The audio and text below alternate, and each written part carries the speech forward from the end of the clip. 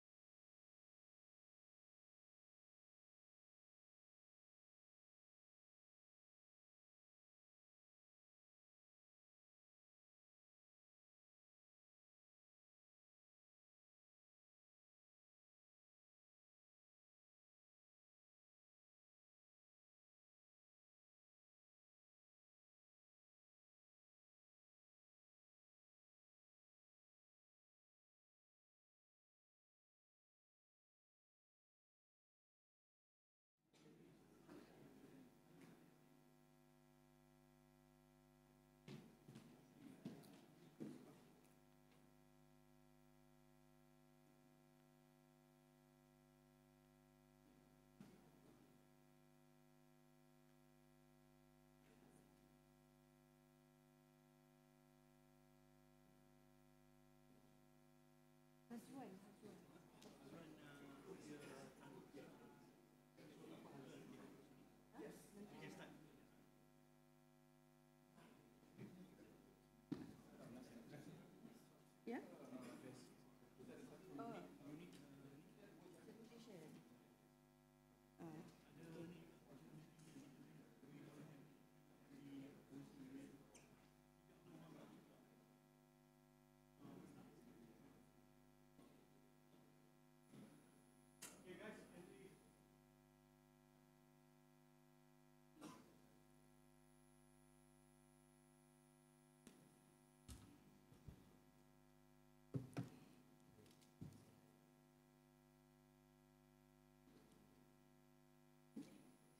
Yang berusaha Mr. Rusdi Abdul Rahim, Senior Vice President of MITE.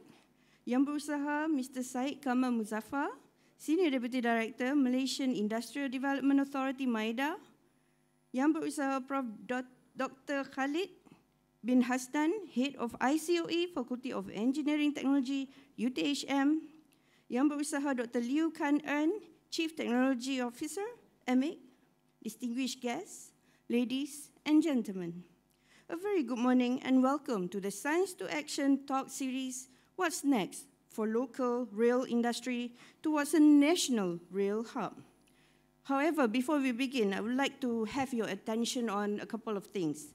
So first of all, this session will be recorded and we are going to have a live stream broadcast. So you can reach the broadcast through our website. The target is that for those, our associates, our colleagues who are not able to join, they can still watch this session from somewhere else. So this is like the essence of the fourth industrial revolution there. And the second is, for your information, we are conducting an e-survey to gauge your inputs, opinions, and thoughts on the different aspects on setting up the National Rail Hub. So we would really appreciate it if you can participate in the e-survey. You can access the survey through scanning the QR code that is available on the backdrop and also on the brochure. So we really appreciate if you could spend some time to fill in the survey. Without further ado, it gives me great pleasure to invite Yang Berusaha Mr. Rusdi Abdul Rahim to deliver his welcoming remarks.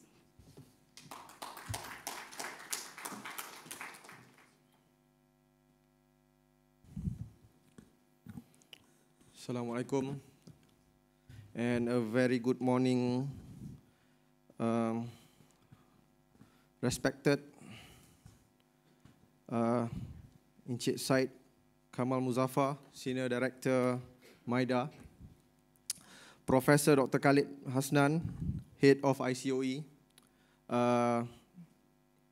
from Faculty of Engineering, UTHM, Dr. Liu Kan Ern, Chief Technology Officer of AMEC, and I believe Encik Hazwan is not here yet. Encik Hazwan of CMC Engineering. I have been given the toughest task today, actually to welcome you here. So, welcome.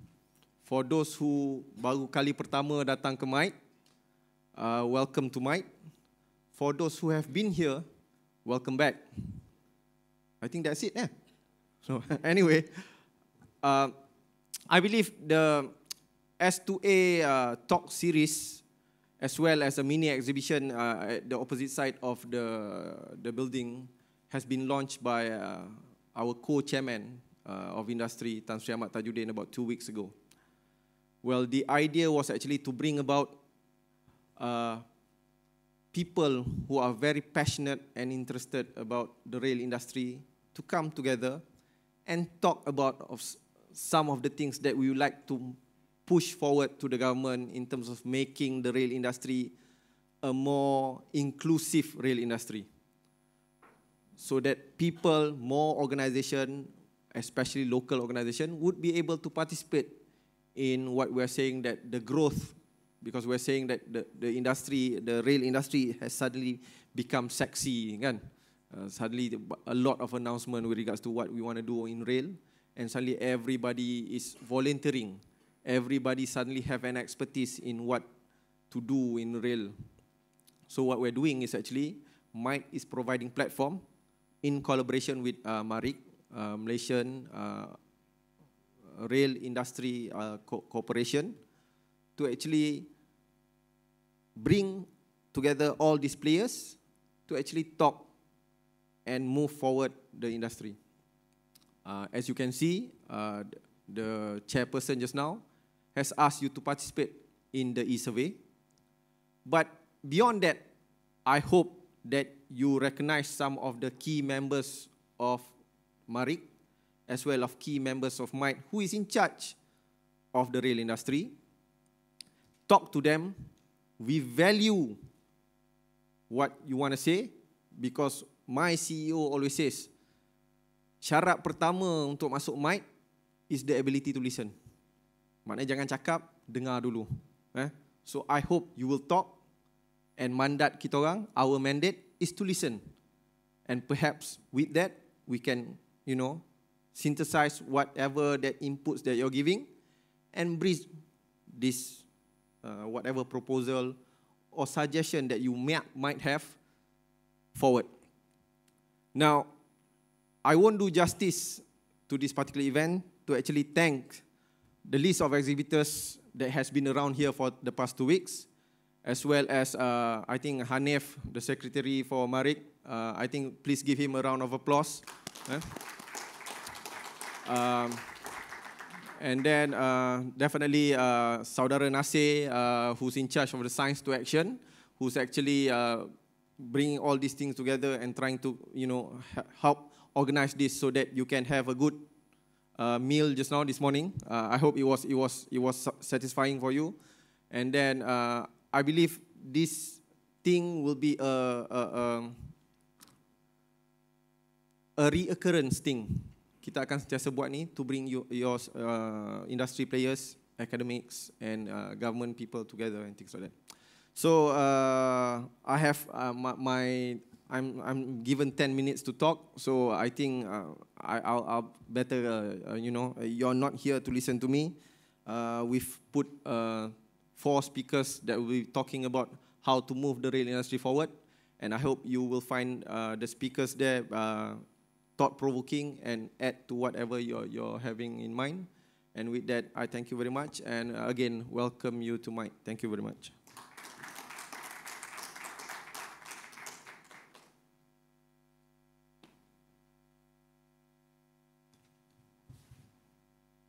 Thank you very much, Mr. Rushdie, for that very enlightening remarks. So I hope it gives a very clear picture of where we are coming from and what are the things that we can do together to move forward. So now the moment that we are waiting for, the panel session. We have lined up eminent figures and experts from government agencies, universities, and major players for this session. To kickstart, I would like to invite the panelists and introduce them, and to invite you to join me here. So we will start with Yang Berusaha, Mr. Syed Kamal Muzaffar, Senior Deputy Director of MIDA. Please join me. Okay.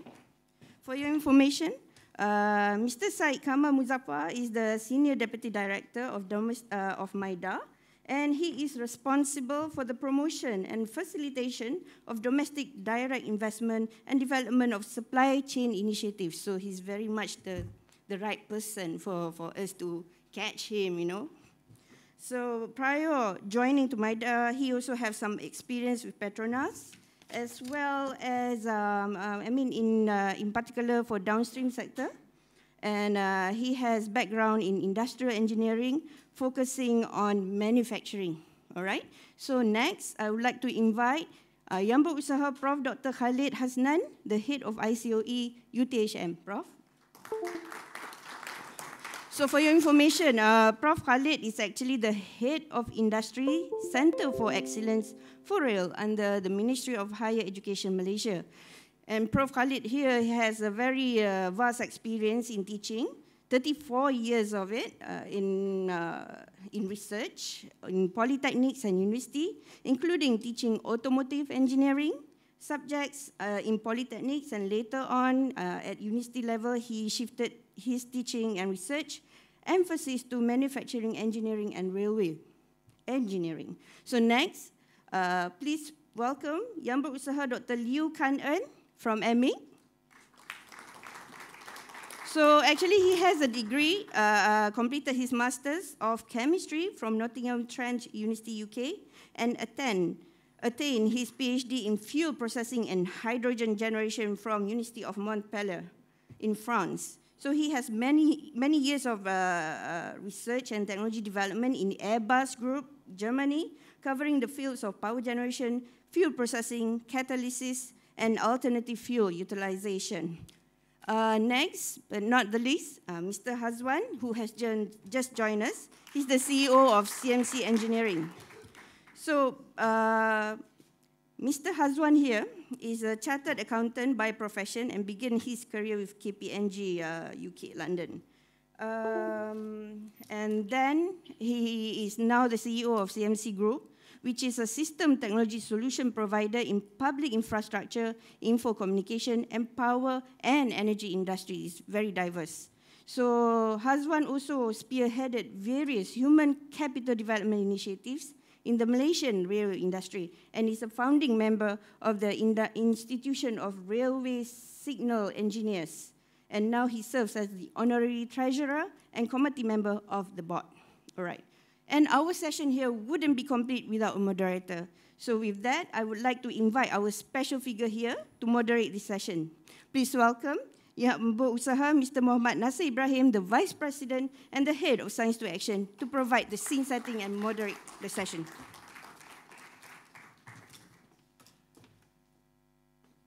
Looking at your achievements, I feel small in spite of my body size.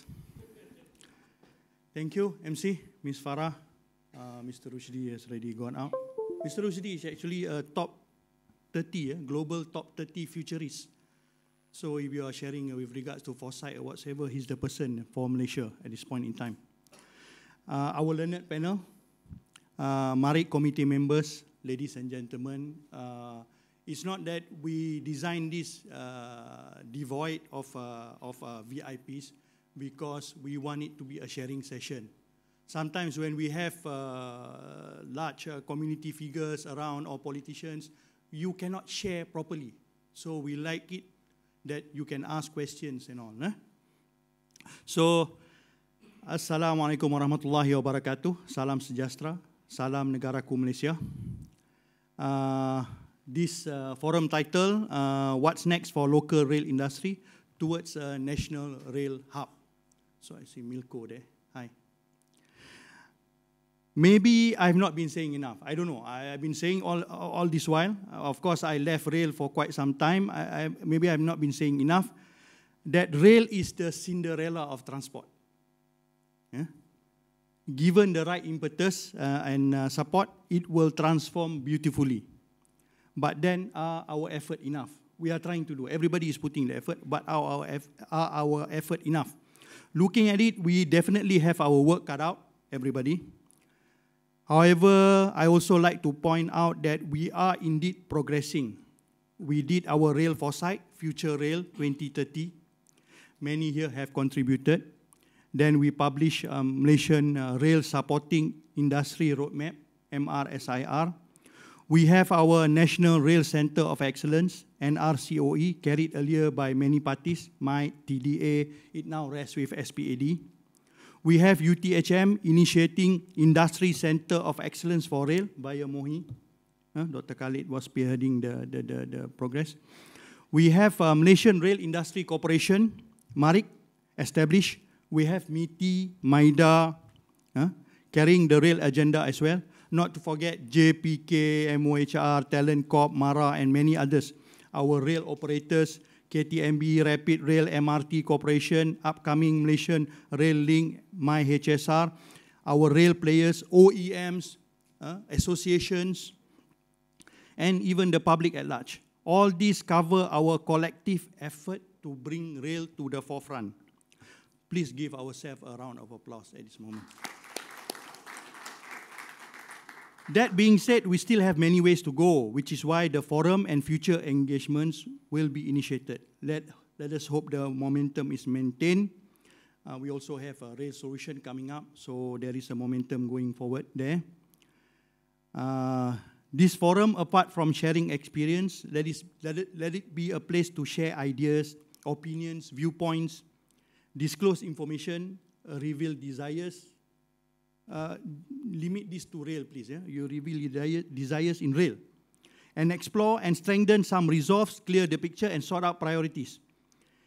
Additionally, in case you are wondering, I will have to apologize for SPAD. They also have a meeting right at this very moment with regards to National Rail Center of Excellence. Hopefully, we will have a better picture on NRCOE from them soon. Yeah? Okay.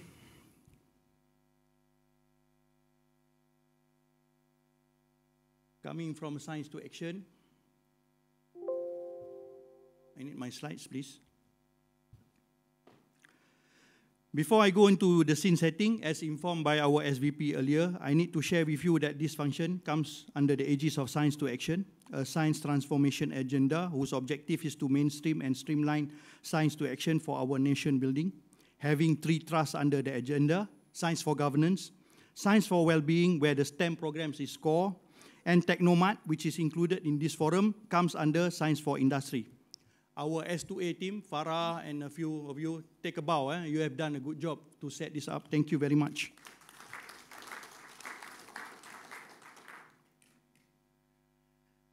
I need the photograph to be here, please. I took the photo yesterday morning before sunrise. I need to share the photo so that I have a few things to say. Can I have the photo on, please?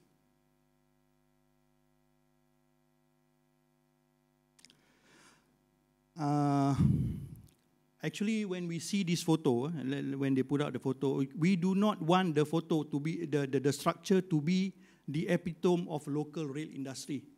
What I will show you is actually the monorail structure, the bridge in Putrajaya.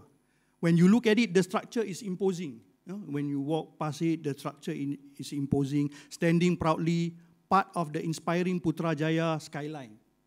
Yeah? However, it is disconnected from the rest of Putrajaya. You cannot go on the bridge. It is disconnected. So, I still don't have the slides. I will continue. I hope we will have a cordial and amicable forum where we stand to share our knowledge and work together. Yeah?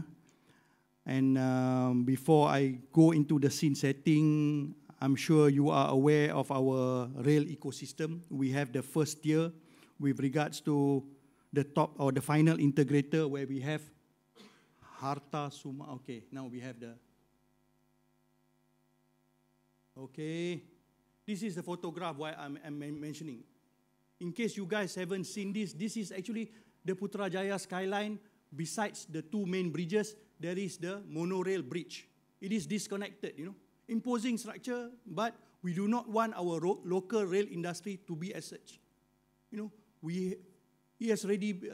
We want it to be connected with the rest of the world, with the rest of Putrajaya. Yeah? Okay, now we have the tiering. Now you can see that we have our final integrator. We have Harta Suma, SCOMI, and SMH Rail, Tier 2 major systems and system integrators, components and part manufacturers, and of course, MRO services. We are not here to argue about the placement or the tiering. Suffice to say that we have the players necessary to carry this industry agenda further, albeit with some support from other stakeholders. So where do we go from here? Which brings us towards a national industry hub. It's a question at this point in time. There is no wrong or right, but there is experience and knowledge. We learn from those who have gone through the motion. No point recreating the wheel and following the long progression. We can effectively shortcut. Yeah? We do not have to build steam engines, then progress to diesel. We can straight away go into electric and Industry 4.0 elements. But not to cut corners. Yeah? Not to cut corners. So you will agree when I say we need a place for us to have a thriving ecosystem tuned for growth. Yeah? If you did the survey that we requested earlier, you can see there are zones and components identified. I will not mention it here. Please do the simple survey and help us identify other requirements or zones if you feel that is necessary. Anyway, we have our panelists here. They are the experts. Yeah? Some real, some academicians, some strategists, some tacticians, some still shy. Yeah, really? But all of them experienced and ready. So let us look forward to the future, take stock of what we have, and let us start with Tuan Sheikh Kamal Muzaffar on investments and supply chain development in local rail industry, attracting investment, seeding the supply chain. Thank you. Tuan Sheikh.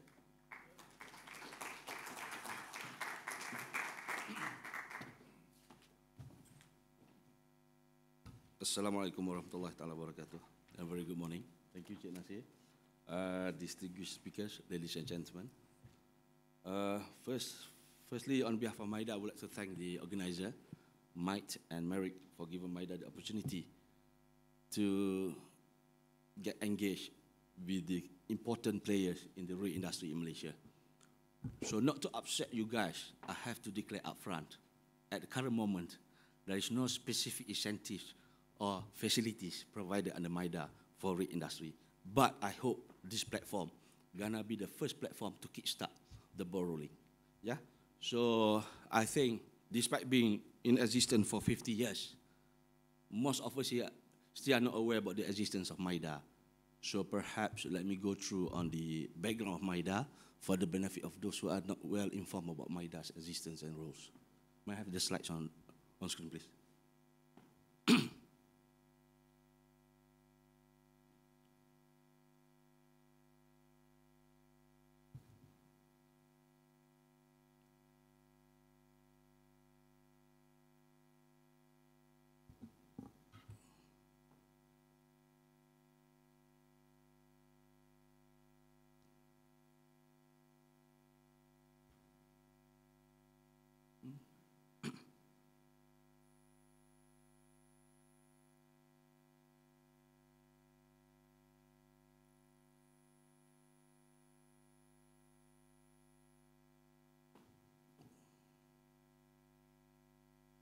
I mean, we better wait for the slides, a better explanation.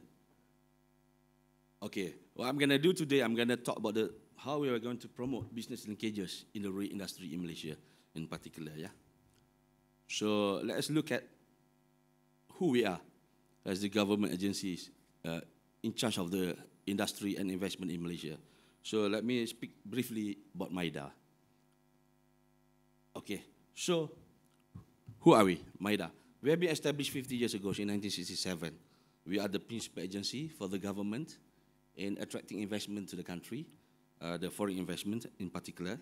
And what we do, actually, we do the promotion. We do our strategic investment mission abroad together with the Prime Minister, together with the government officials as well as agencies, in promoting Malaysia as a destination for investment. And we do the evaluation of the application by both foreign and local investors.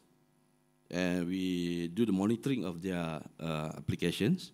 And at the same time also we do the policy engagement, also set the scene for the investment requirement for the country. So we have our offices throughout the world. In fact, we are in the 23 locations overseas, in the US, in Europe, Asia Pacific, as well as China and Singapore. And we have state offices throughout the country, 13 offices, that we are always there to provide assistance, guidance, or whatever needed by the investors, being locally or foreign investors. And we are one of the agencies under the Ministry of International Trade and Industry. There are 8 main agencies under MITI, and we are one of them, and we are focusing mainly on the attracting investment. And of course, we have Metric in promoting Malaysian products abroad. We have SME Corp in the development of local companies and SMEs. We have SME Bank and MIDF in providing the capital or financial support to the local companies. And we have Malaysian Steel Institute, as well as Malaysia Automotive Institute, as well as Malaysia Productivity Center. So in MIDA, we are based in KL Central. So we have set up the one-stop center, whereby we have all the key agencies in to help ease the investors' requirement to invest in Malaysia. So we have immigration, we have our customs office, and also utilities company based in the MIDA HQ in Central. And we also collaborate closely with other agencies outside MIDA, like MDAC, CIDB, Tourism Malaysia, and so on and so forth. Okay, so what are the investment opportunities available? I mean, for both local and foreign investors. Tahu dia?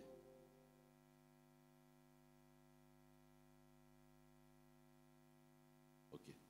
So let's look at the opportunities available for investors in Malaysia.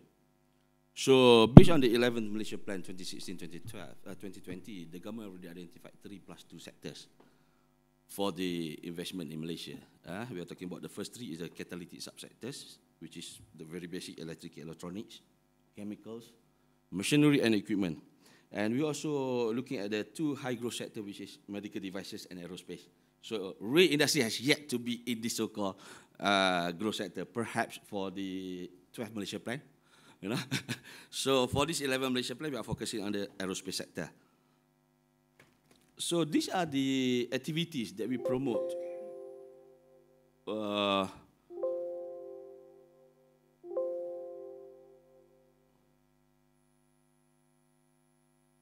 Okay, these are basically the activities under the respective sectors that we are promoting for the investor to invest in Malaysia.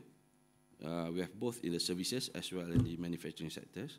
So services, we're talking about logistics, ICT services, hotel tourism, education training, oil and gas, as well as medical tourism, and specifically on the manufacturing, on the resource base, intermediate goods, as well as high technology and capital intensive and knowledge-driven industry.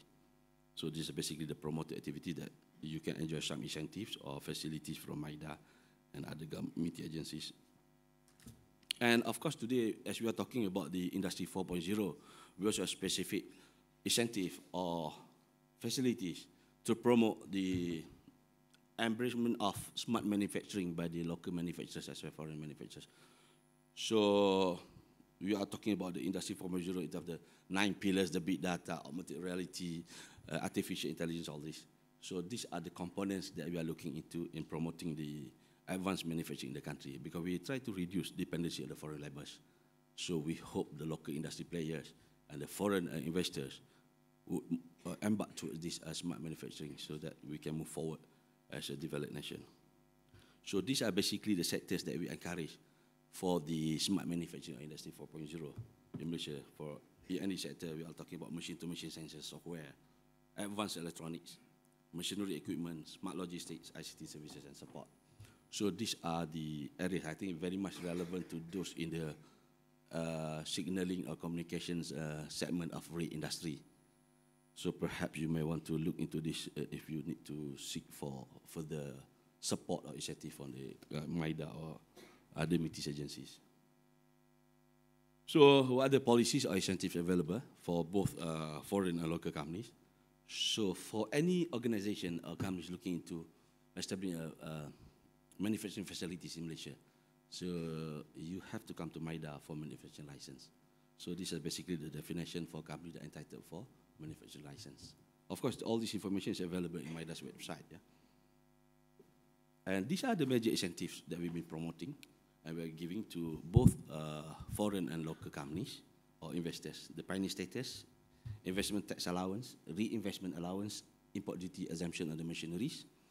And now we allow 100% ownership by the foreign investors, and also we give some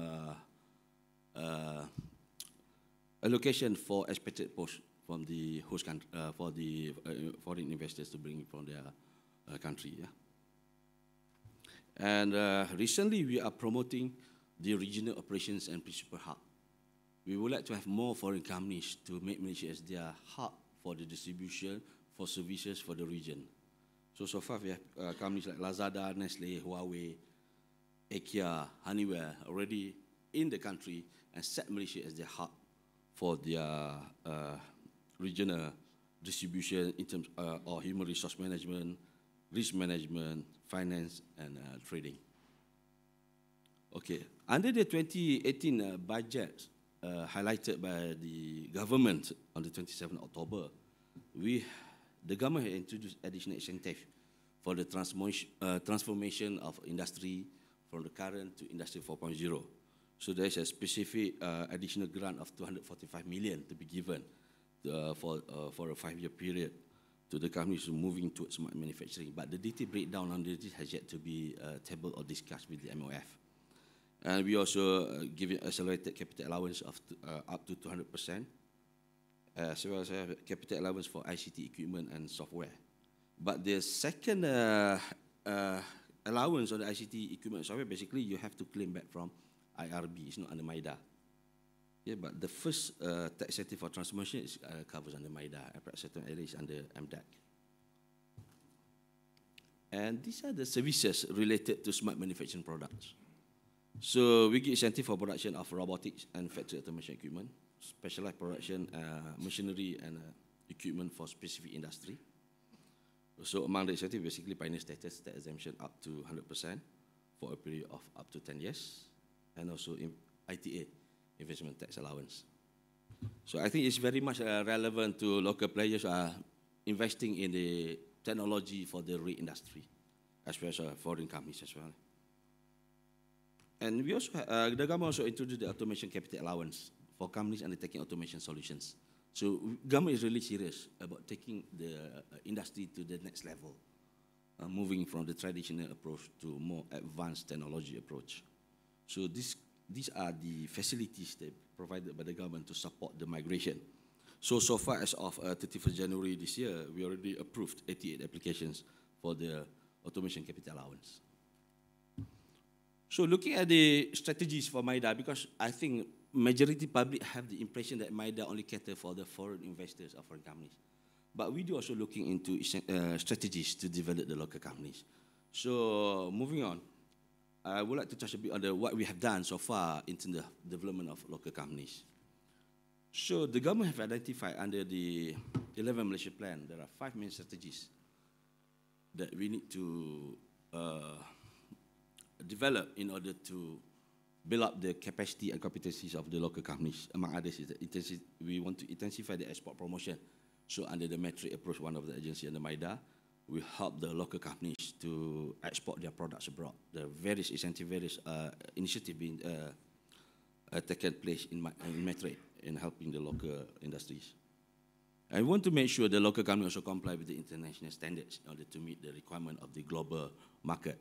So we also give certain assistance through various agencies such as MIDA to support the development of local companies to be a global player. And then we also try to capitalize on the ASEAN Economic Community as well as the free trade zones, free trade agreements that the government has currently with about more than 30 countries. So these are the platform actually to support the globalization or internationalization of our local companies. And we also engage strongly with the industry associations. For example, MARIC, specific for the rail industry, MARIC is one of the associations that now MIDA, I think the rest of the agency also start to engage heavily to support the development of local companies and industries. And of course, last but not least, we also enhance the collaborations between the multinational companies and local companies. So at MIDA's level, we have developed various initiatives to support the initiative for development of SMEs and local companies. We have programs, awareness, seminars, conference talking about the domestic investment. We call it as a domestic investment seminar. We do it at the regional level, at state level, as well as national level, to engage and to inform the public, the local company, especially the facilities, incentives, and whatever assistance that we have in order to support the development of local companies. We also have an e-portal, e-BizMatch. This is a portal that open to all companies to register and the foreign companies to find their suitable match in Malaysia.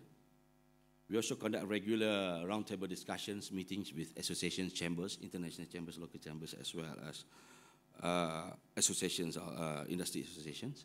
to understand their concerns and try to provide direct intervention from the government in order to support the industry.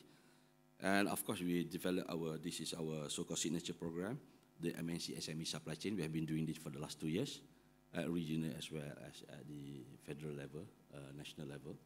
And we go by the basis of the strength of the respective region, the economic drivers of respective region, as well as we bring in the multinational companies that operate in that region to match them with the local companies that will be able to be part of the ecosystem, and not just supply of direct products, but also services, transport, logistics. We are talking about ecosystem development between the multinational and SMEs and local companies. And at each of our state office, we already established SME investment desk to provide specific guidance, assistance to local companies. So in promoting business linkages between the multinational, between the local large corporations and small companies, I think it's not easy for the local companies to knock on MNC's doors and to offer your services or your products. So that's why MIDA is here to bridge the gap, to promote that linkages. So what we do, we develop the MNC SME supply chain program. We look at the development and opportunities available. So from this program that we already had for the last 2 years, we want to explore the opportunities available for the local companies to be part of the multinational or large local corporation ecosystem. And we look at the issues. What are the issues? What are the gaps in order for the local companies to be able to be part of this multinational or large local corporations ecosystem or supply chain development? And we provide the necessary interventions or assistance to close the gaps. Yeah? So basically, that's the objective. So from this perspective, actually, it helped the government a lot in terms of having this supply chain initiative. We could support the development of productivity innovation among the local companies. We also support the engineering and product development, human capital development, skills, technical, as well to help local companies to access the bigger market, be in local or global market. And at the same time, they help the government in terms of reducing the trade deficit, as well as importation of goods. Once we have our own local productions, so we can take this as substitution to imported goods. So it help a lot in terms of government's balance of payment. Yeah. So these are among the programs that we conducted for the last 2 years in Sarawak, in Kuantan, in Johor Bahru, in Penang, and as well the recent one we did was for the rail industry in PWTC. It was 2 weeks ago. And so during this, after the session, on top session, we have a business matching between multinational and SMEs. So we do the tracking. This is the first so-called interface between the multinational with the potential SMEs. And then we do the tracking, we look at whatever assistance necessary that we can provide in order to support this development. So these are the initiatives that actually they will give directly to the local companies in order to support their advancement to become suppliers or ecosystem to the multinational or large local corporation. We have domestic investment strategic fund. This morning, I think someone asked me about this. If they want to send their staff for international training or to obtain international certification, whether MIDA has this kind of system. Yes, we do under this grant, one-to-one matching grant. So we provide the ISF. The allocation is 1 billion for 5-year period. So it's talking about 200 million ringgit per year. So to focus on the training of the Malaysian workers to achieve certain standard, for the R&D activities, for the licensing or purchase of new or high technology products in order to be machinery in order to be part of the multinational companies, and for the company to acquire international standard or certifications, as well as to modernization and upgrade the existing facilities. Yeah. And also we give incentive for the small scale companies, with shareholder fund not exceeding to 5 million, and with 60 to 100% Malaysian equity, with a pioneer status of income tax exemption of up to 100% for 5 years. And also investment tax allowance of 60% based on qualifying capital. Of course, this is subject to the approval by the investment committee, but basically we have all this for local companies especially.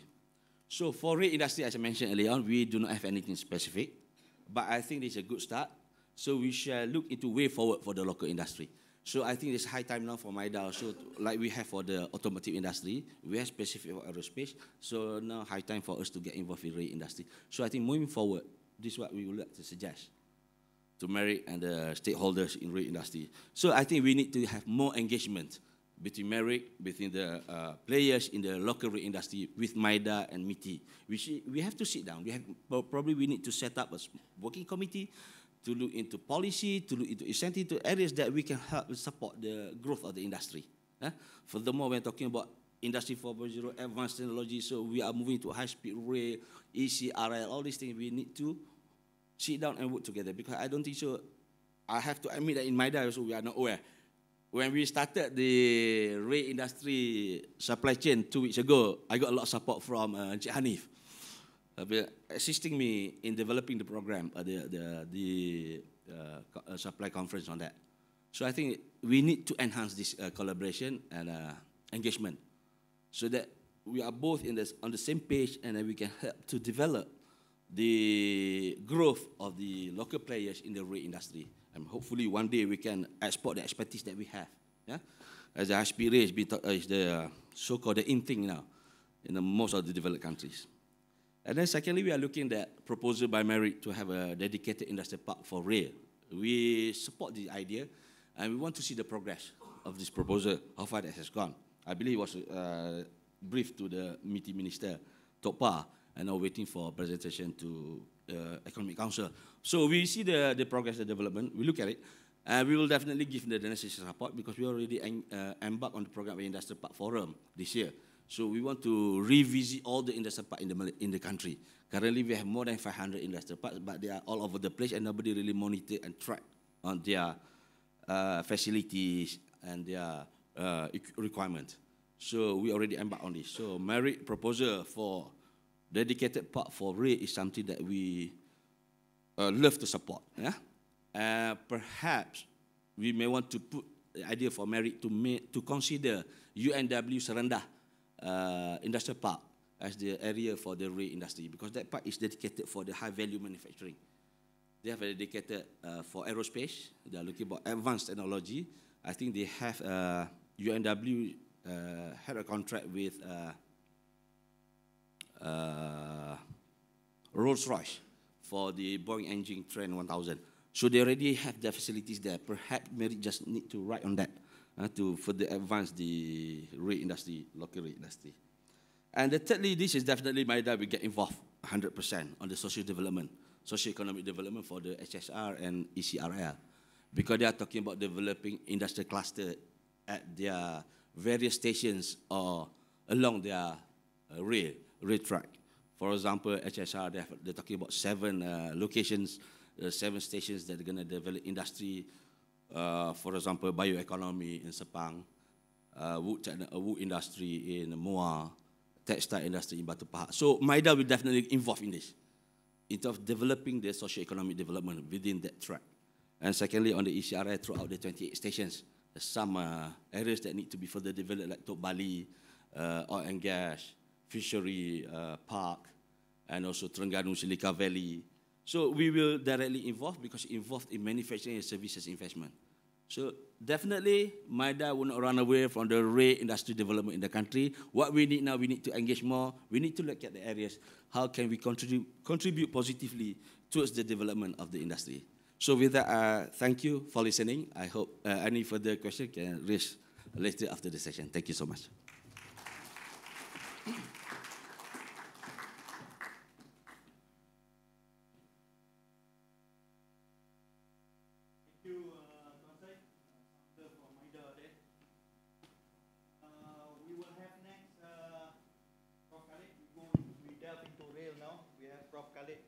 Ben Haslan, Head of ICOE, Industry Center of Excellence, Universities Making a Difference, how MOHI and universities can contribute to the growth of local rail industry. Please, Prof. Thank you.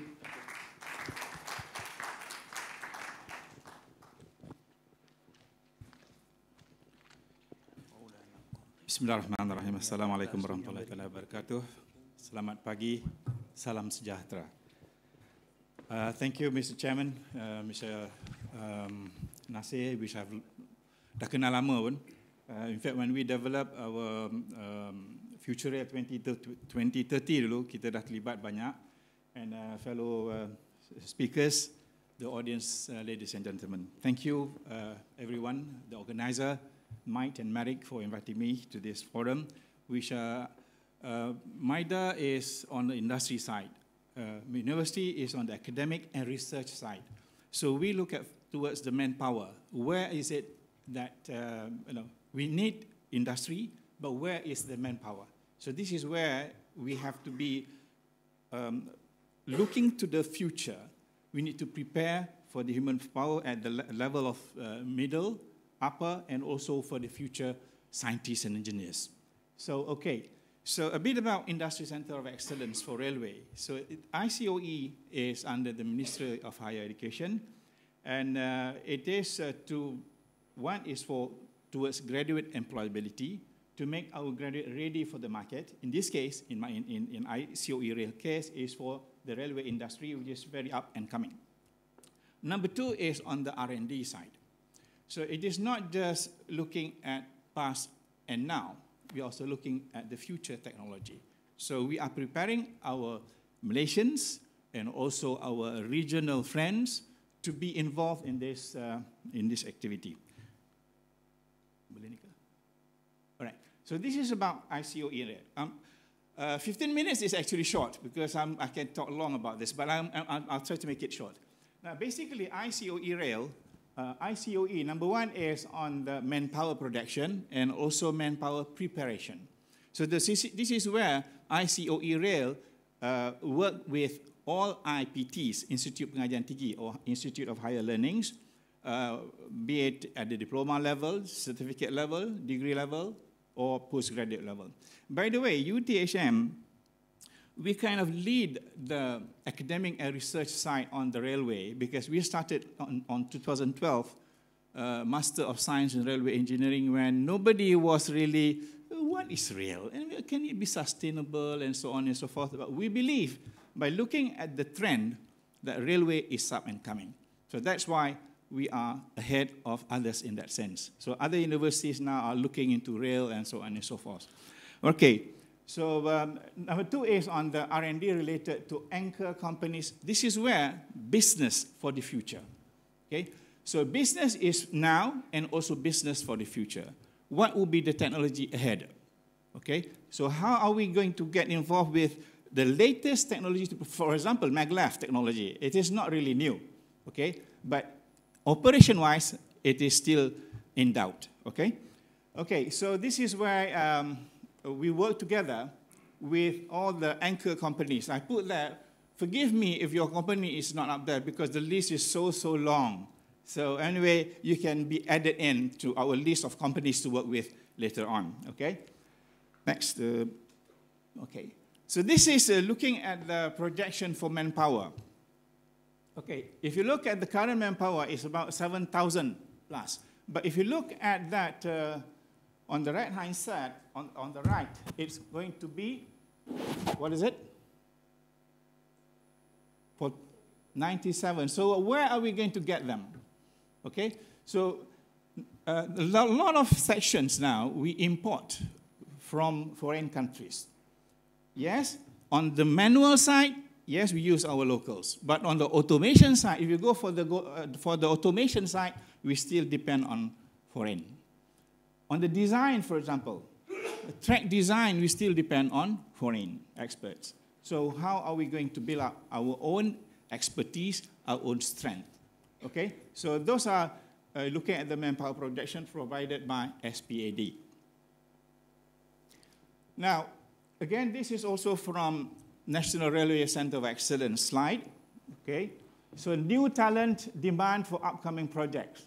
So there, you see, a lot of manpower that we need, okay, in terms of industry-ready talent. So suddenly you see a boom in the rail industry, okay? So this is where the influx of foreign experts come in. Suddenly we are, oh, what happened? Where were we? Okay, so now the big projects come in, and you have a lot of from China now coming to set up their base in Kuantan or whatever, okay? So again, we have to be nationalistic in this sense. So this is where universities, local universities, has to come up with certain programs. So this is where ICOE Rail will need to be with you, with the industry, to help us fulfill that gap immediately, okay? And then standards, we are not going to deal with that, so we will let other section deal with that. Research center. So, and where is the pointer? Yeah, that one. So this is where the ICOE Rail, the two functions. Number one is on the graduate employability, and the other one is on the R&D. Okay? So this is where we work with foreign universities. Last week we signed with Birmingham Center for Rail Research and Education, and also Sheffield Hallam University. So we are going to sign with Beijing Jiaotong universities and other universities as well. So we are going to tap all the foreign experts to help us build up our own expertise, okay? So again, let me point out, National Rail Center of Excellence, we help in the human capital development and also in the research and development, okay? Okay, so this is about the people and talent, okay? Where we are going to develop from the education from the primary, secondary, middle, tertiary, and above. Quality assurance. UTHM, we have also involved with the quality assurance in the MRT2 project and also LRT project. So this is again where I'm proud to say UTHM is deeply involved. Okay, training and facilities and academics and also apprenticeship. Okay, this is something to do with R&D, which I'm going to give you a glimpse of what R&D activities around the world is, what they are involved, and how we can be part of the up-and-coming, very interesting R&D on rail. Okay, can we play the video, please? Okay, let us watch a video clip for 4 or 5 minutes.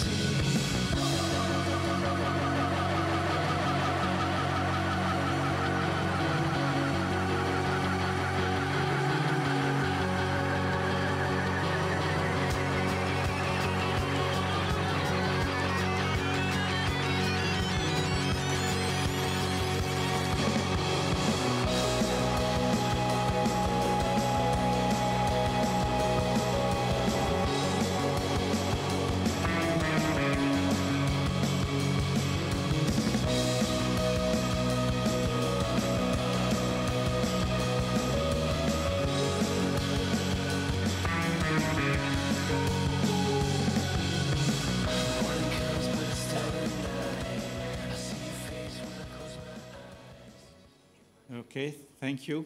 That's a very, very fast video. In fact, when I show that to my students, I would say, okay, list down 30 innovations that you can find. There are plenty of innovations there. So you have to look at the railway as a whole, not just looking at the rolling stock, not just looking at the track work, not just looking at the communication or the signaling and so on. So the activities involved in railway is big. So you have to look at the whole big picture. So we mentioned about transit-oriented development. Okay, so if you look at this, can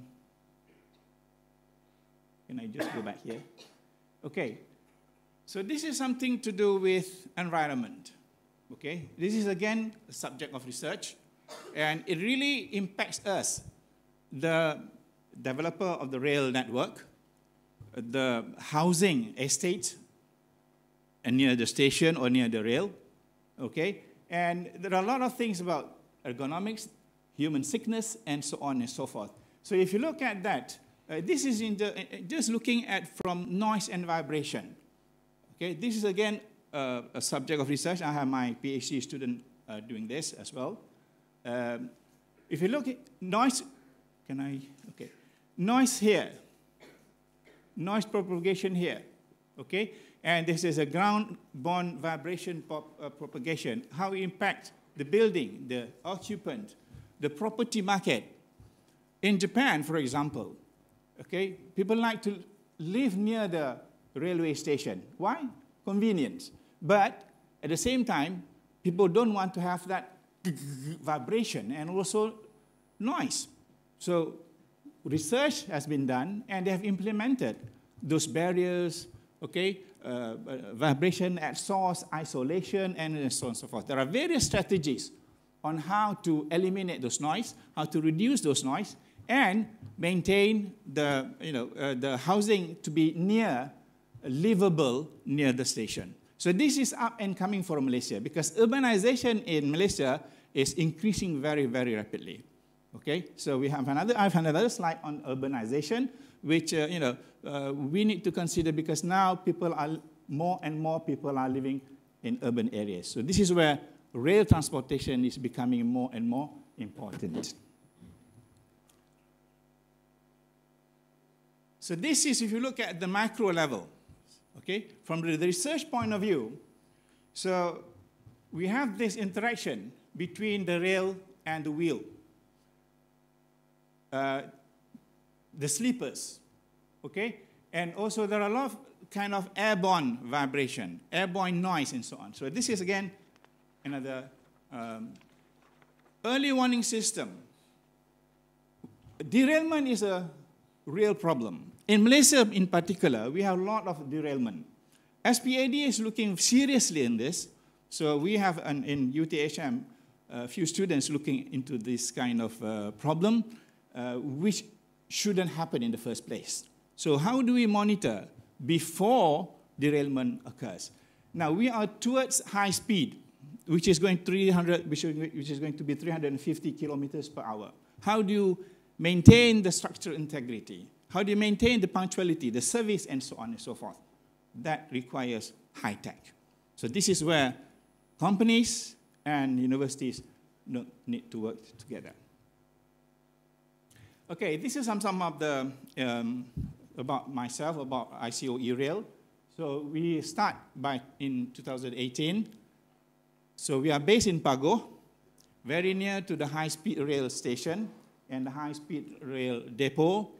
And we are building up our own capability in terms of expertise in rail, because we have a head start compared with other universities.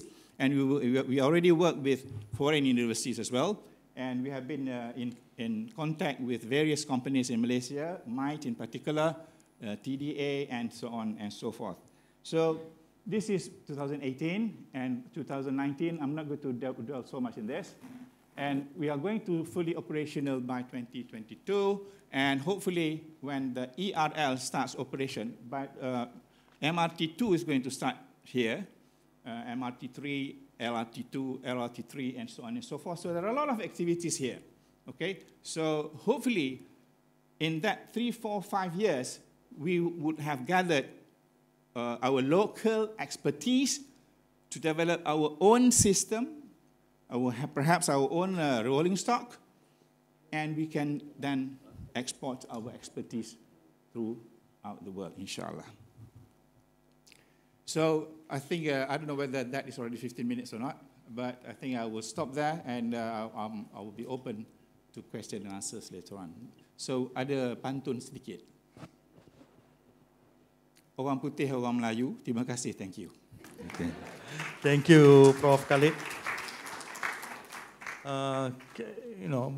The panel works better in the dark. Can you reduce the light shining on the panel? Just focus on the speaker, please. We have Dr. Liu next. Dr. Liu is going to share with us on AMIC Aerospace Malaysia Innovation Center. We will have to probably have REMIC later on. Thanks, Dr. Liu. Okay, thank you very much, moderator. Thank you very much, MC. Thank you, Mike, as well as Marek, for inviting me to give a presentation today. Distinguished guests, panelists, I will start my presentation. I think we need to switch the screen. To carry on with the Cinderella terminology, before I will have to say that I'm the ugly duckling in this session here. I'm from aerospace and not from rail, but I hope that you all may draw some inspiration from what I'm about to present. So for those of you, AMIC, or Aerospace Malaysia Innovation Center, we're not that old, neither are we that young, but basically we're an industrial-led R&T, or research and technology organization. A bit of our history. Okay, first some scene setting. Okay, before going to the history, considering this is a rail forum, I would like to share a bit about the aviation world. So in this picture here, it tells us a lot of information, but basically you can see where air traffic is flowing around the world. The numbers that you see on the screen, these are the population based on certain segments of the world. And you can see in terms of world population, Asia Pacific holds the most. But you can also see that the air traffic here is not the most abundant or the most dense in the world. But rest assured, considering that we live in this region, we are actually the region with the most increase in air traffic in the next foreseeable future. At the moment, Asia Pacific is seeing an increase of 6% of air traffic annually, no doubt thanks to AirAsia, and also other low-cost airlines in the region. But for sure, by 2036, we will be the most densely or dense air traffic region in the world. To put into numbers, if I were to consolidate the entire aerospace industry in the entire world, we would be actually the 19th largest economy if we were a country. So definitely something significant. Okay. As mentioned previously, I'm actually from Airbus. So I need to do some shameless advertising for Airbus here as well. So looking at the aviation industry, we are quite healthy in a sense that we have a lot of order books. Now, just to summarize all the numbers that are on the screen there, basically we have a backlog of 10 years. So we will continue to produce aircraft in our order books for the next 10 years. So this can tell you the intensity in which the aviation industry is at, and also the growth that we will see, okay? And some of you may be wondering, well, okay, does the aerospace or aviation world compete with the rail industry? I'm going to immediately say we complement each other, okay? There are nations around the world that have very mature rail industry as well as very robust domestic flight routes as well.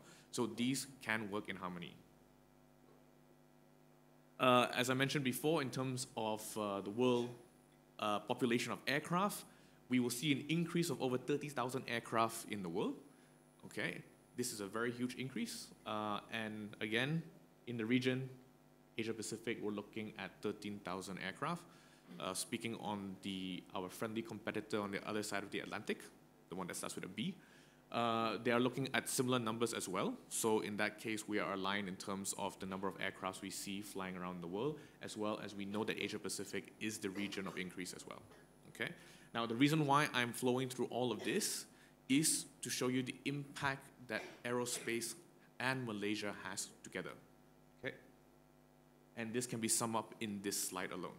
Okay, we have members from CTRM in the audience. Okay, and just to toot their horn a bit, locally, all Airbus A320 family that you see flying around the world, and this is then operated by AirAsia. Most of you have said AirAsia, I hope. And basically 20% of that wing is made here in Malaysia and made by one particular company that goes through it for composite material, that is CTRM. Okay. In terms of the contribution of aerospace here in Malaysia, we're talking about 13.6 billion ringgit, with, I would say, a reasonable size, even small, depending on which industry you're looking at, about 21,000 workforce. Now, we're not talking about airline operation here. We're talking purely on manufacturing, MRO, engineering, design service, et cetera, et cetera. So it is a small footprint in terms of workforce, but a large contribution to the economy. Okay. On the right-hand side of the screen, you will basically see all the companies that are involved in the aerospace industry.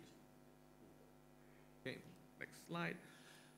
For aerospace industry, we are governed by one particular roadmap, and this is the Malaysian Aerospace Industry Blueprint 2030. So this started a couple of years ago. And again, just to sum it up, our target is very simple, is to make Malaysia the #1 aerospace nation in Southeast Asia. Okay? And through the various pillars that we have here, and we'll go much into it, AMIC as an R&T organization influences and are in part integrated into the various pillars to make it to be the #1 aerospace nation by 2030. Going back to the global's perspective, throughout the world can be summed up to these 4 issues, or challenges, if you may. Training, and you can see here the amount of pilots that are required, technicians, cabin crew. This is a major source of concern, considering that we are going to have 30,000 plus new aircraft flying in the next couple of years. Okay? So the demand to have new technicians build them, as well as people to operate and fly them, this is a cause of concern.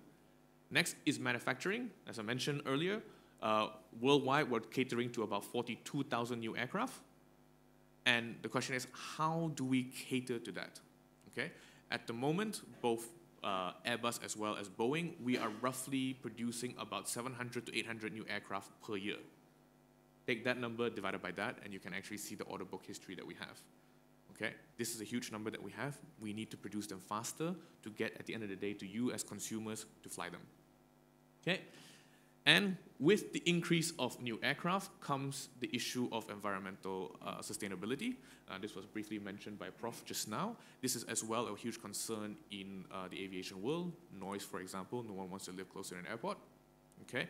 Definitely no one wants to live under the flight path, coming out from an airport during takeoff and landing. You have very early wake-up calls, and you may not sleep at night as well. So this, aside from the carbon dioxide issue, as well as other greenhouse gas emissions, noise is the other thing as well. So it's something that we are looking into, considering that we have over 40,000 new aircraft. Last but not least, we have to maintain it. Okay, this is a roughly 120 billion US dollars per year industry. This is based on the current number of aircraft that we have in the moment. With 40,000 plus new aircraft coming in, this is going to be a big challenge. Okay. So how is Malaysia helping in the story? So in Malaysia, back in 2011, formed a company called AMIC. This was formed together with industry and the Malaysian government. Okay? In terms of the lead members of the industry, you have Airbus, Rolls-Royce, and a local company, CTRM. Okay? Again, CTRM is sitting in the audience today. Feel free to ask them about their experience. In terms of the governmental body, our champion then is MITE, and this was formed back in 2011. We have a lead university, UPM, and then we have a bunch of research partners as well as ordinary members on the list at the bottom there. We have 2 main R&T themes or roadmap. One is Factory of the Future, basically how do we make things faster, better, how do we automate, how do we introduce Industry 4.0 or digitalization into the mix. The other one is Sustainable Aviation, how do we make planes more sustainable by introducing more biomaterials, for example, or how do we make it more energy efficient, or even cleaner in terms of combustion with the help of biofuel. And all of these objectives is centered, or all of these themes are centralized in these objectives listed at the right-hand side, which is introduction of improving industrial competence, for example, technology competence here in Malaysia in terms of development, as well as upgrading the Malaysian scientists and engineers here in Malaysia to understand what research and development is about, how to do this, and how to make it industrially relevant and apply it to industry. Okay? These are the R&D area focus, so we're talking about MRO, aero manufacturing, engineering design, training, and sustainable aviation. Okay. In terms of the impact that we're having, before that, I want to go to the value in which AMIC brings. So as of 2018, we currently have 28 running R&D projects. Okay. This is across some of the customers that you see here, but the total number of customers that we have is about 15. Small number, a lot of projects. Okay? This is because we're trying to push, especially recently, the Industry 4.0 agenda. This is why we have that many projects. So far, we have delivered 17 projects since our inception in 2011, and this is valued at 13.6 million. Now, some of you may be thinking that 17 projects at 13.6 million, that may be my operational cost or whatever, or even my investment cost. This is technically quite low for R&T. Okay? This is where the word cost-effective research and technology development comes in, okay? And I'll explain how that is done. So this is just a bit of what AMIC does in terms of our abilities, project management, in this case, research project management, R&D capabilities, and sustainable skill sets. I will explain more in the following slides for these things. Okay, now the achievements. So what I mentioned before, some of the numbers. Now I'll give you the current numbers. In 2018, we have 28 running projects, as I mentioned. So far, with a delivery project of 19.4, how is this split in, let's say, these numbers are 2017. So far, we have 16 publications. We are not a university, so publications is not exactly on the forefront of our minds. What we are more concerned about is to engage and to upgrade researchers and engineers. So we have over 50 plus engineers that we're engaged with in various projects. Postgraduates, 74. And these are the various projects that we can split down in terms of demonstrator, competence improvement, straight to production, and new market enablers. Okay? So all these numbers, I will explain what they mean in a bit. But basically, I want to deliver to you that R&T is not a costly endeavor to have. There are ways to do cost-effective research and technology or development, okay, R&T or R&D, and this will then help out with the following numbers. Okay? On average, in AMIC, one researcher staff will handle a project value of about 2.3 million. Okay, you divide that about the numbers that I showed you before. AMIC organization is actually very small. We work in a very lean fashion, and we leverage on universities and industries to bulk up the R&D team to make sure that not only are we having the competence, but also the company as well as the university. Okay? The 8 demonstrator projects we're talking about, you can use the demonstrator word in any way you like. A prototype,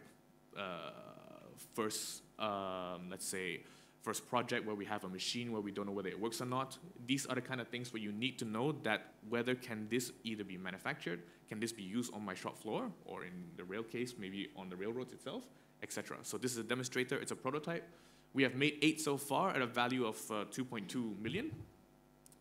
Some of the demonstrators actually have a cost-saving function. So let's say instead I make a robot demonstrator, for example, and I'll give you an example later on. That brings on cost saving because it's automated, and that brings a cost saving of about 1.3 million per year. You can see immediately the ROI that you're looking at. Okay. Next one is a CIP, so competence improvement project. We have spent so far about 1.4 million on developing things like rapid NDT, new tooling, biofuel, inline manufacturing, analysis, titanium machining, etc., etc. Okay. 2 straight to production, meaning that we do a demonstrator and that immediately goes into the production shop floor to do commercial products or to make something new. Okay, we have invested about 1 million into this, and we've already seen a tangible cost savings to our stakeholders of about 1.17 million per year. And in one particular project, because we have 2, so one project we saw a savings about 1 million plus, the other one we actually increased our production rate by 30%, which means as someone like Airbus or Boeing, we get our products 30% faster, or we get more products by 30%. Okay, so this brings in back revenue back into the country. And in terms of market enablers, we spent about 1.6 million. And because of the 1.6 million, we've actually opened the door to tackle a market of over 600 million. Okay? Again, you can see how the small money of R&D can actually give you the kind of value that you have in return. How do we view ourselves globally? Okay. For example, universities. You have an array of research being done in universities through various domains, subject matter, whatever like that. This is their forte, and I'll explain to you how that works in a bit. So they are broad. We are focused. We are focused in 2 or 3 roadmaps. with certain things in mind, which is basically catering to the aerospace agenda here in Malaysia. So because we are focused, we can also be of more cost-effective value. Compared to larger organizations, some of you may have heard of A-Star in Singapore, they are considered slightly focused, but expensive. If you give them a budget of, let's say, 20 million ringgit, they will tell you they maybe are able to do 1, 2, maybe 3 projects. Yeah, I've been delivering 17 projects with that amount of money. So you can see the kind of value that you can get. Okay, this is just the outlook of AMIC's roadmap. So we have 3 roadmaps here: Fracture of the Future, Training of the Future, Sustainable Aviation. Not to bore you or not to go into too much detail, you can see basically here for Fracture of the Future, we're looking at automation or digitalization, rapid experimentation and innovation. All of this is encompassed in Industry 4.0 or digitalization world. Okay, so your augmented reality, your virtual reality, your robotics, your Internet of Things are all encompassed there. Because this is not an aviation world, I'm just putting the subject heading line of what you can see. Okay. Training of the future, as you saw the numbers before, the amount of pilots that we need, the amount of technicians, the amount of cabin crew personnel that you need, we're looking at virtual reality to train people faster. An example that I can provide to you is instead of training a technician to drill metal, for example, when they get used to the driller, when they get used to the material that they handle, whether it's titanium, aluminum, steel, whatever it is, you are giving them actual material that costs you money. I can technically virtualize the metal as well as the driller with a machine. And the machine can give you the exact force feedback that you would see from a drill, depending on the material that you're drilling. Okay? The virtual environment and the tool can also help you to know exactly what is the correct technique, angle, speed, force, yada, yada, yada, in which you need to drill different material.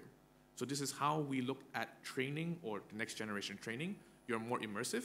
You're no longer having a textbook in front of you to read through to understand the academic part, but also to practice in a simulation, for example, that you can do hundreds or thousands of permutation versus having a block of metal in front of you that due to cost, you may only do several. So virtual reality is a great tool for you to use in such things. Augmented reality or mixed reality is then used to learn instead of having a book in front of you whereby you're flipping pages. Why not have a new engineer that's about to go into the world stand in front of a virtual aircraft and have them pick apart the aircraft however they like? It's impossible for you to take a junior engineer, put them in front of an aircraft, and they can do whatever they want. The aircraft owner, let's say AirAsia or Scoot Airline or Lion Air or whatever, will not allow you to do that because that aircraft costs millions. Why not do this in a virtual world? This will give your engineers a greater exposure, gain greater understanding, and a greater passion as well. So this is where we see the kind of value that mixed reality, augmented reality, virtual reality can bring to the picture. Sustainable aviation, so just quickly, for the foreseeable future, aircraft will be powered by liquid hydrocarbon, okay, fossil fuel. How do we start to replace that? As the aviation industry also continues to drive towards electrification of its engines and of its operations. Okay, now this is how we view research. Okay, some of you may or may not come across such a model. This is actually created by NASA in the 70s, okay, and then adopted throughout the world through various technological companies.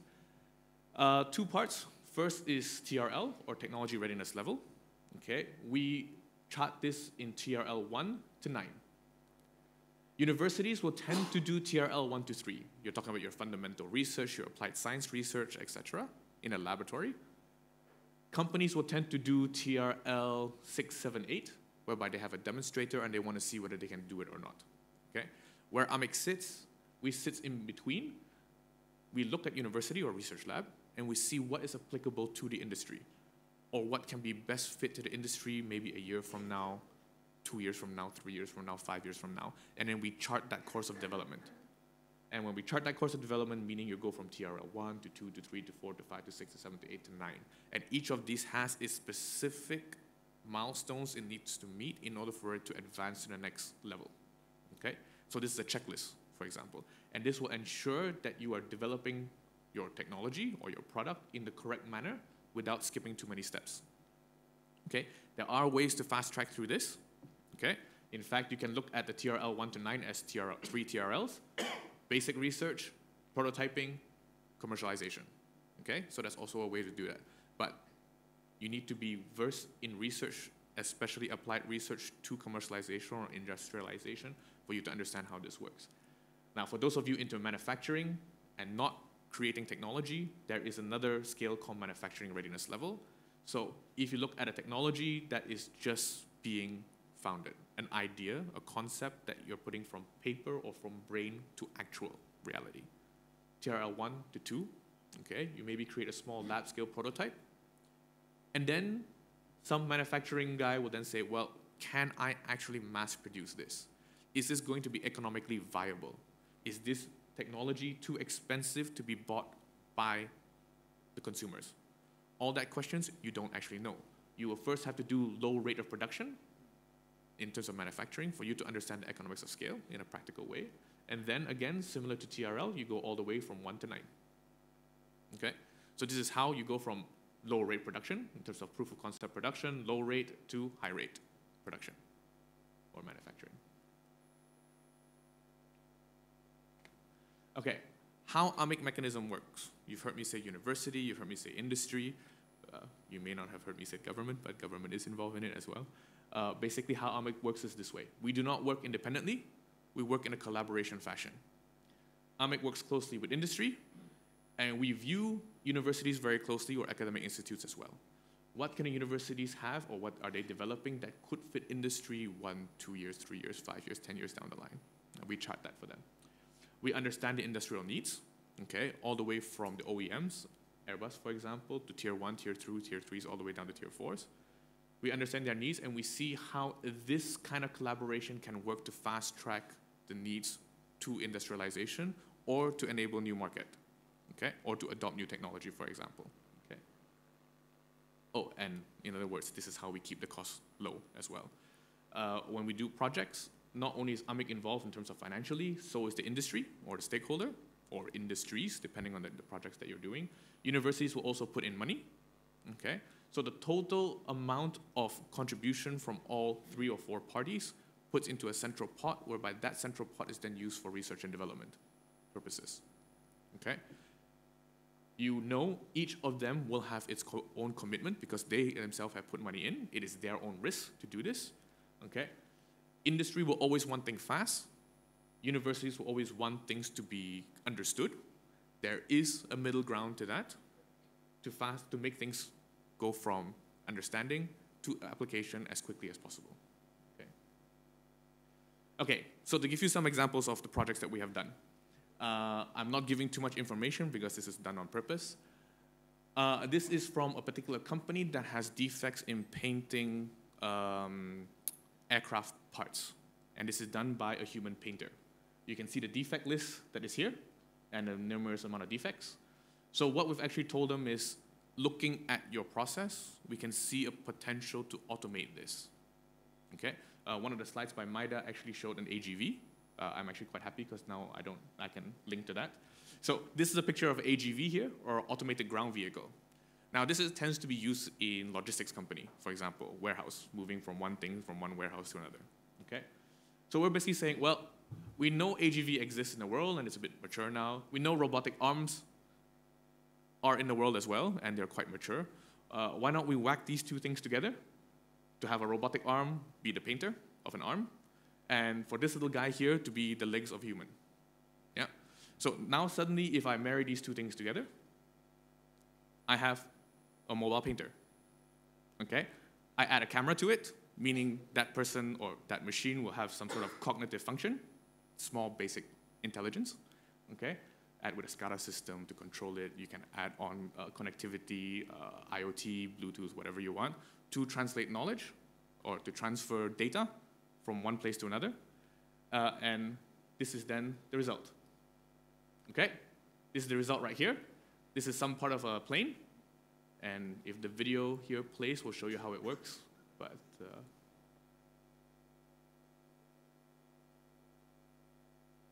so it's a very simple, you can even say crude design, okay, but it's currently effective. This robot has been running for about 2 months now. And usually we will see, if a human operates, maybe 2 defects out of 10. We're seeing 0 defects at the moment. and we've been running it for a month and a half now. Okay? So this project is 9 months. So we went from a human painter with defect to creating a robot that has almost zero defect, as far as we know at the moment, in 9 months, with the value of the kind of projects that you saw before. This is not super expensive to do, but we have done it. Okay? In terms of Industry 4.0, tying it back in, this is exactly the kind of projects, or especially the first instance of a project in aerospace to encompass the idea of Industry 4.0. It's automated, meaning that it functions completely by itself. Okay? It has intelligence. I can put this robot in front of any parts that I want. It will scan it, or it will recognize it, and will know exactly the pattern it needs to do. Okay? At the same time, I'm collecting data as well. I know exactly where the position of the robot is. I know exactly how much paint it's using. I know the duration of time that it's painting. I can then, if there's a defect, understand it 100% why that failed. Compared to a human, after they spray paint, and there is some bubbles or some drips, you can only say, well, it's a human error. It may be because he was standing too close. It may be he pressed the spray gun a bit too hard. But there's no capturing of data for this. With this particular robot, I have that. I know exactly the distance of my robotic arm, my end effector, my spray gun. I know exactly the rate of flow of my paint, as well as the mix. So all of this data are then collected. If, for some reason, I get an error, I can go back to the data and see where my error lies. Correct it from there. Okay? Okay, last but not least, you may recognize the person in the picture. He's actually sitting in the audience. So this was a project that we did in, I think also about 9 months, less than a year. Okay? In the world, there's only about 6 countries that could produce aircraft seats. Thanks to this particular project, Malaysia became the 7th. Okay?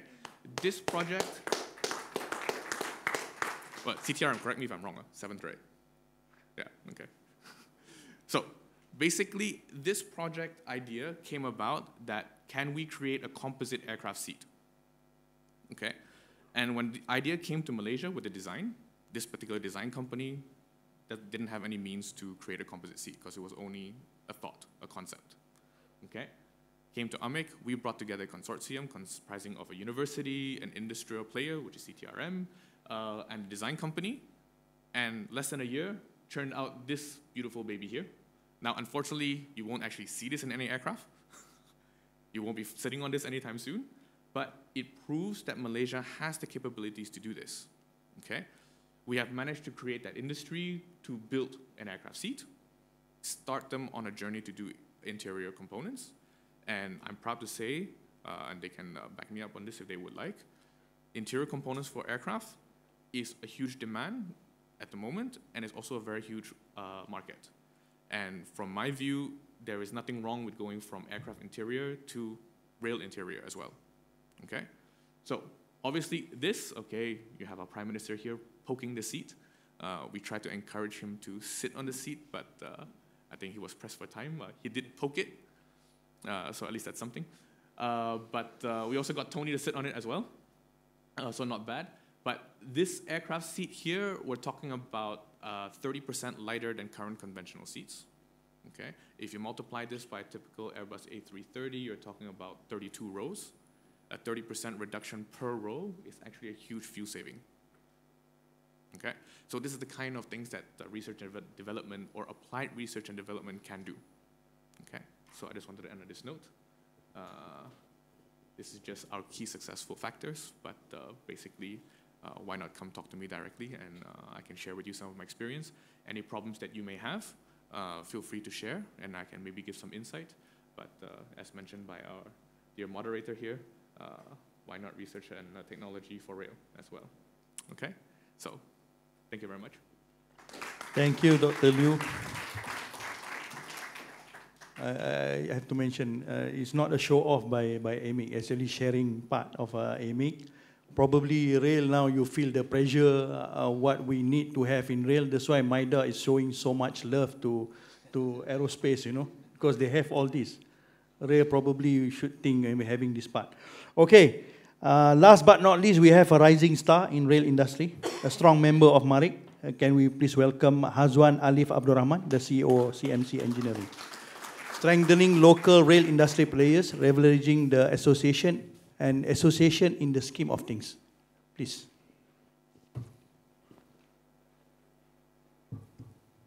Assalamualaikum. Very good morning. Are you guys comfortable or too comfortable with the lights being lit off?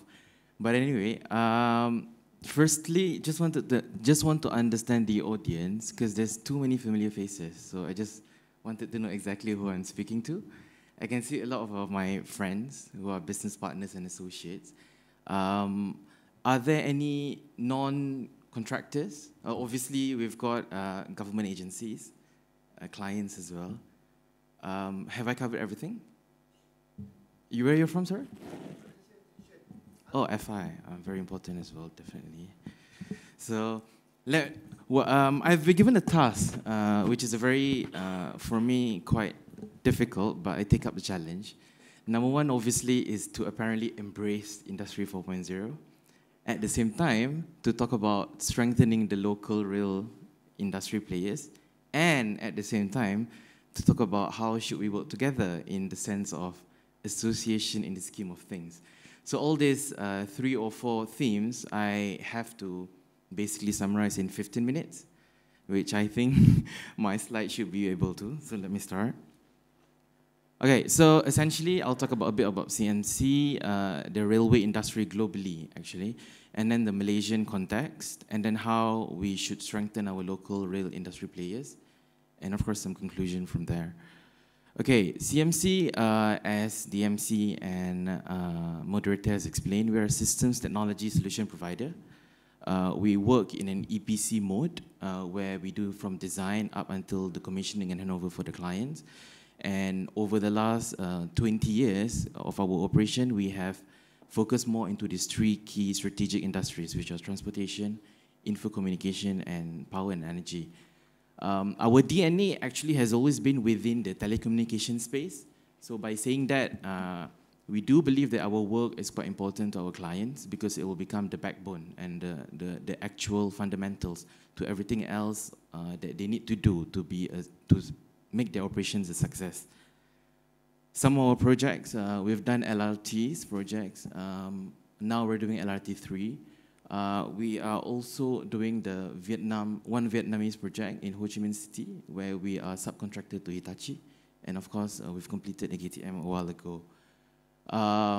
Outside railway, we are also info communication. So we've done quite various projects in Singapore when it comes to backbone networking. Why we highlight this kind of track record is due to the fact that it's very much technology driven. And now, as we look at the fact that industry are moving towards leasing model, PPP, public-private partnership, PFI, and whatnot, local players also are very much capable in doing so. We can see the latest MRT tenders, local players are quite strong in submitting their proposals. Typically, we also invest and operate in certain telecommunication infrastructure, which is the business model I believe will be in trend moving forward. These are some of the key collaborations and success stories. What we wanted to highlight here is the fact that we do strategic collaboration. So we very much support human capital development. Definitely, our assets are the people, not just the people of our own company, but the people of our subcontractors, suppliers, business partners, basically everyone who are working with us in either our supply chain or as a delivery partner for the projects that we own. Planning for the future at the very end. 2 very important things. Today is about innovation towards Industry 4.0. We have rebranded our project office to Innovation, Technology and Transformation Center, where we are working with people like MITE, definitely, in order to ensure that we are compliant. So we've got CRIM come and certify some of our processes. We are definitely ISO compliant.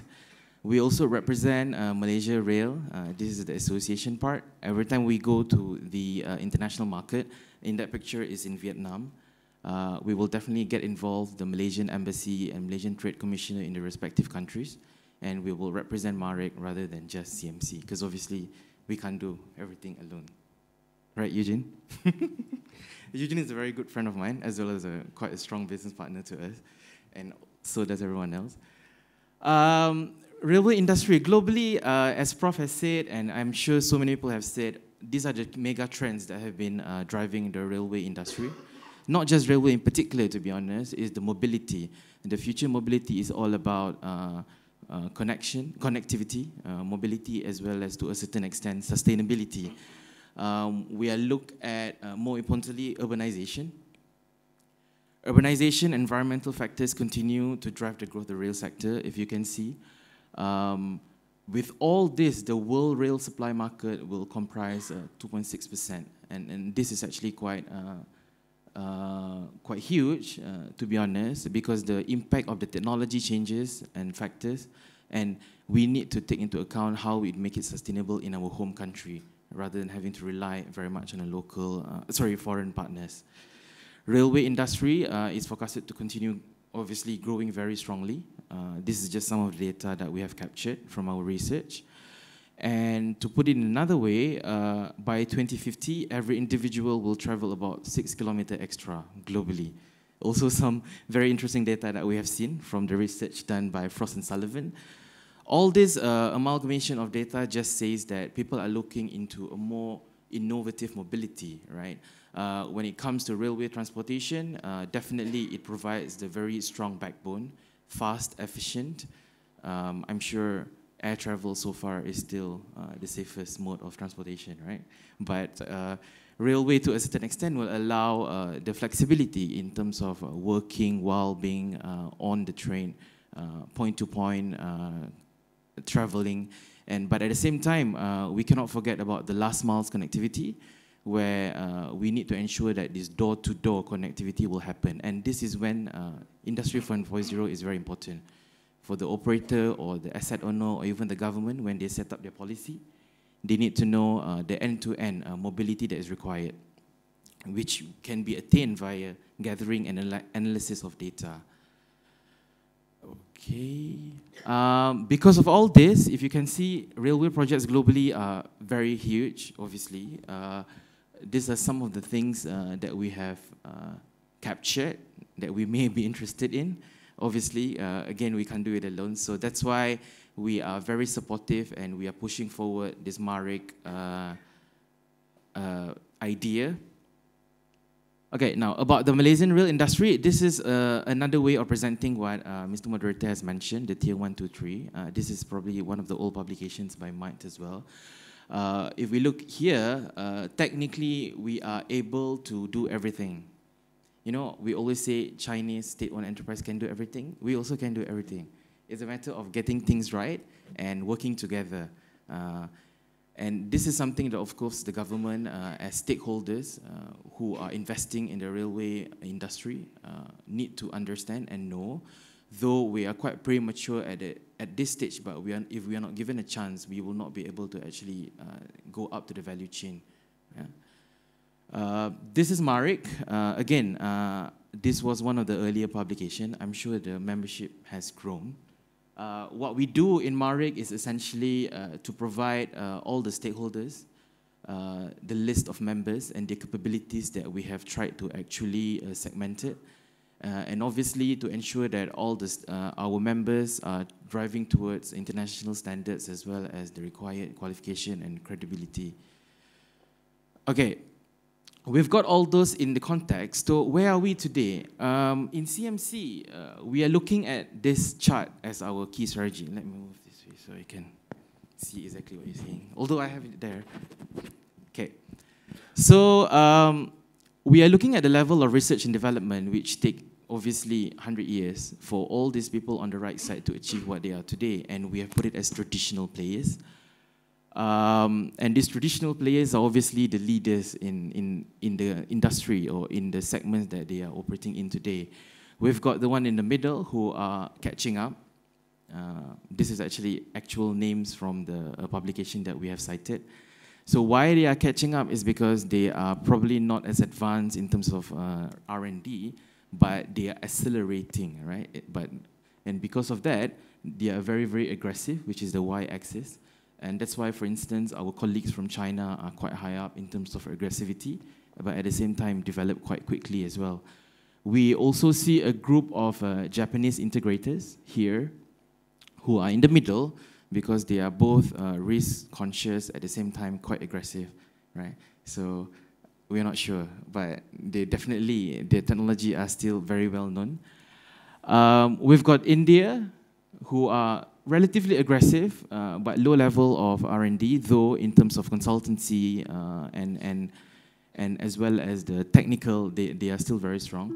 So what we propose, our MARIC is actually here, being very, very, very, very, very aggressive, right? If we have the money and the enough level of financial resources, we definitely would be able to increase our level of development. But at the same time, being the late adopter in terms of technology, we will have the actual liberty of observing what is right or lesson learned from all the other countries. And as late adopters, we will be able to adopt the best and latest technology. And while being aggressive, at the same time, we can offer the best solutions to our clients and ultimately to our country and the export market, obviously. So to transform this, we're looking at focus areas of development. In today's world, when we talk about Industry 4.0, the focus area should not just be to cater for the existing requirement of the railway market, which is system integration, EPC, rolling stock manufacturing or whatnot, but what's for the future? Because obviously, we've seen so many mega projects ongoing up until to 2027.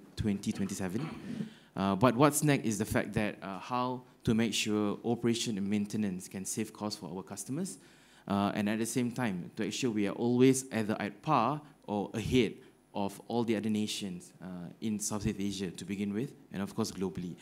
So we believe that the focus areas of development, which is also cited from the MIT Future Rail 2030 publication, need to collaborate towards 4.0 solutions for railway particularly, and obviously to maximize the localization of service and knowledge. In CMC, for the last 2 years, while we are delivering our projects, especially in the Kelana Jaya line, we have observed areas of improvement or areas of emphasis that we believe the Malaysian railway market, Malaysian railway asset owner and operators would need to focus in.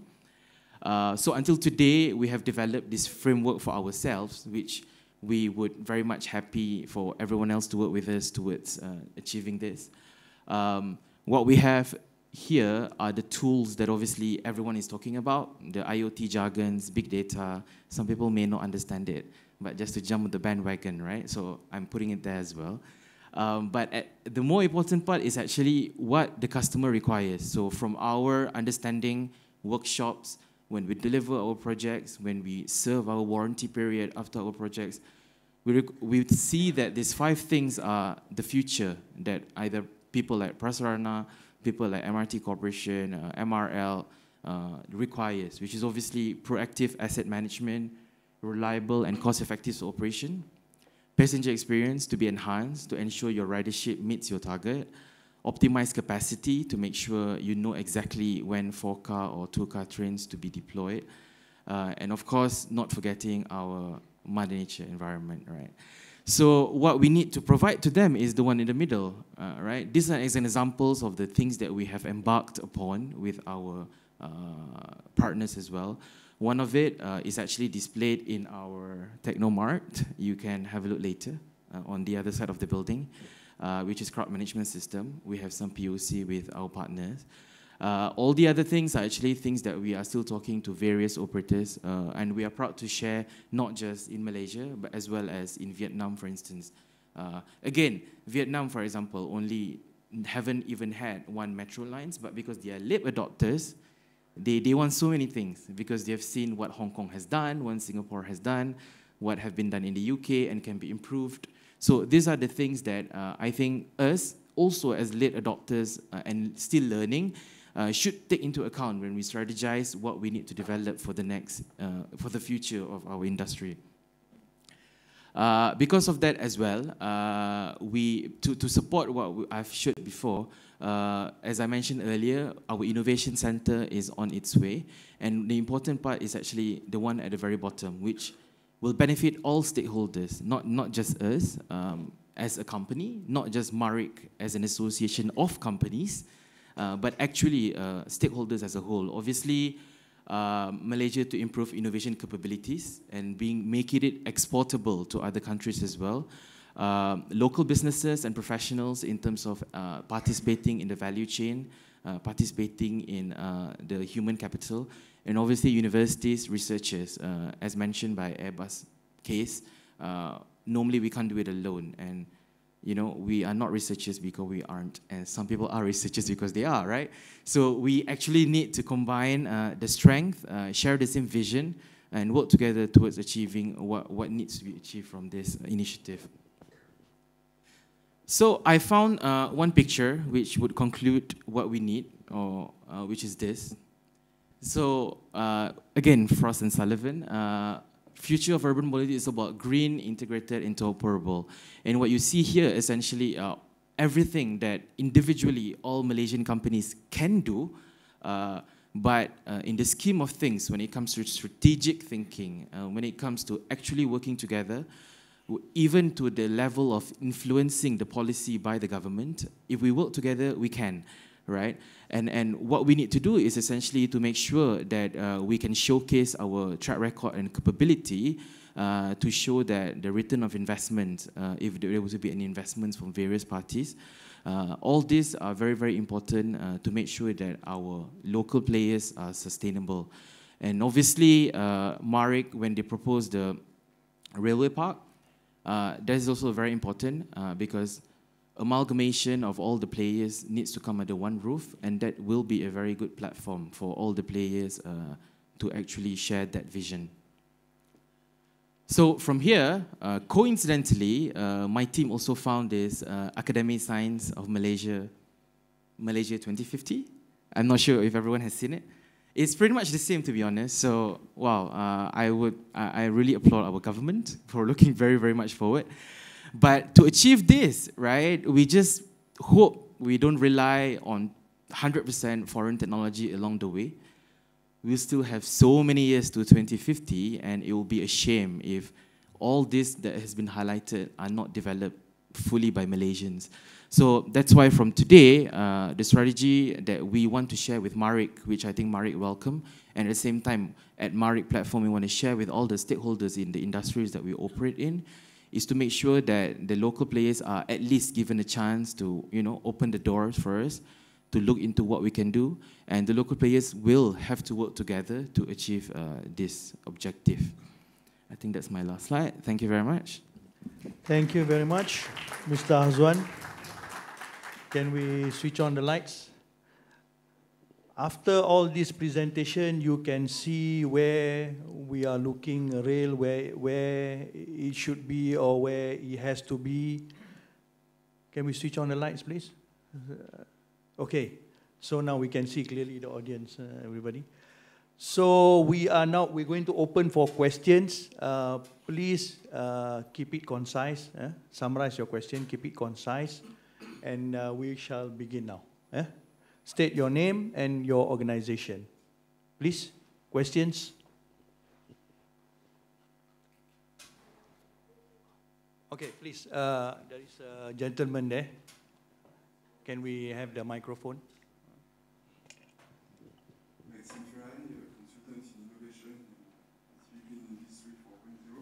So my question, so regarding the presentation of Dr. Liu, we understood that, for example, in aerospace, there are three main areas in which Malaysia is focusing in Industry 4.0. So virtual reality for trading, Industry 4.0, and the third one is, I don't remember, sorry. But for railway, specifically, do you have also some specific area that you think Malaysia will be focusing? For example, in training, is there, for example, in university, UTHM, this kind also of a program of projects of training virtual reality? you, sir. I think you can respond. Whichever want to start. Thank you very much for the question. And in fact, I've missed out. I have my slides up there, which I missed out just now. Okay, at UTHM, we have our degree program starting 2018, Bachelor of Engineering Technology and Railway Engineering. And we engage with industry to develop a fast-track, ready-made railway engineering technologist by 2022. So this is where we need engagement with the industry in what we call as WBL, work-based learning. So it is part of the curriculum in that our program, whereby they need to be in the industry, real industry, for 2 months for the first year, second month on the second year, and another 6 months in the final semester. So this is where the engagement with the industry needs to start from beginning, because we want to have a very fast, a quick, ready-made railway engineers by 2022. Now, that is for the 2022, because there are a lot of projects coming up. But for the current need, we need to also engage the industry to train our graduates to be employed by you within 6 months, for example, they are ready. So this is what we call it bridging. We call it, whereby we would like to send our, we train the engineers, civil, mechanical, electrical, and so on and so forth, to be in the railway industry. So you mentioned about, can you show his slides number 15?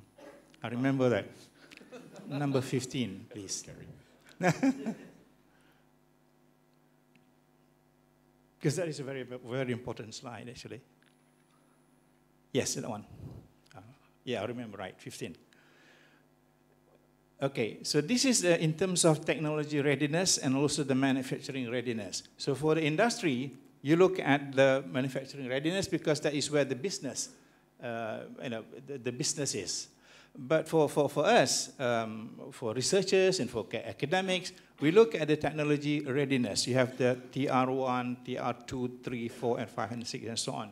So again, we would like to prepare our nation towards that. So I'm happy to have this basic technology research to prove feasibility, and so on. Those are the steps that, developed nation has been doing it for ages. We are doing it, but not really in rail so much. In aerospace, yes, you have